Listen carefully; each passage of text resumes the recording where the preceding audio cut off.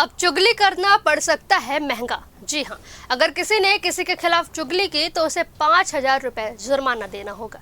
यह अनोखा फैसला लिया है छत्तीसगढ़ की मिडगी गांव की ग्राम समिति ने। गांव में कुछ हफ्ते से पहले चुगली और आपसी टिप्पणियों की वजह से दो पक्षों के बीच विवाद हो गया था। चौक चौराहों पर बैठकर एक दूसरे के खिलाफ बातें की जा रही थी, जिससे माहौल खराब हो गया।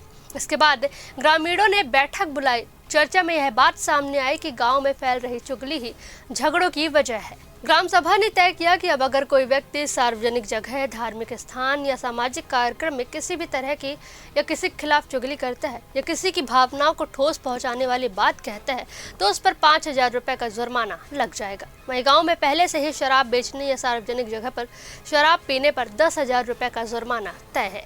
ग्रामीणों का कहना है कि यह फैसला गाँव में शांति, सौहार्द और आपसी भाईचारा बनाए रखने के लिए लिया गया है। क्या आप भी अपने गाँव और शहर को चुगली मुक्त बनाना चाहते हैं? कमेंट करके जरूर बताएं।